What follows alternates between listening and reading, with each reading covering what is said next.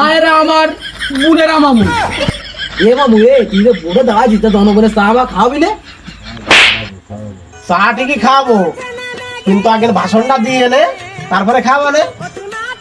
আপনারা ধৈর্য ধরে বসুন। আমার প্রাণ প্রিয় ভাই ও বোনেরা, আপনারা ধৈর্য ধরে বসুন।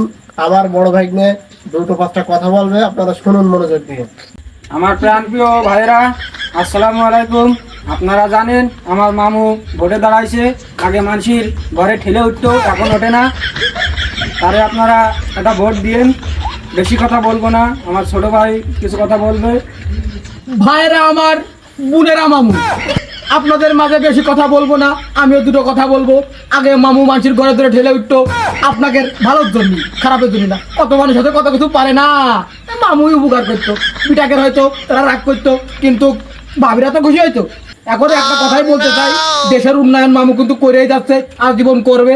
এই মামুকে সবাই ভোট দিয়ে তার মানে আগে, এখন তো সে ঘরে ধরে ওঠে না, তাকে ঘরে দিয়ে উঠোর আরো সুযোগ করে দিন। তাকে ভোট দিয়ে তাকে এই নির্বাচনে মানে চেয়ারম্যান পদ্ধতি তারা পাস করানোর চেষ্টা করুন, আপনাদের উপকার হবে। আপনারা সবাই ভাবিরা সবাই খুশি হবে, এটাই আমরা চাই।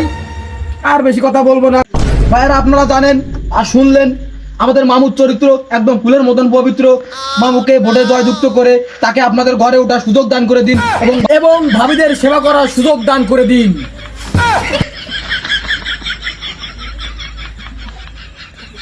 আপনারা তো শুনলেন আমার দুই ভাইদের কাছ থেকে আমি কতটা ভালো মানুষ। ভোটটা আমাকেই দিয়েন।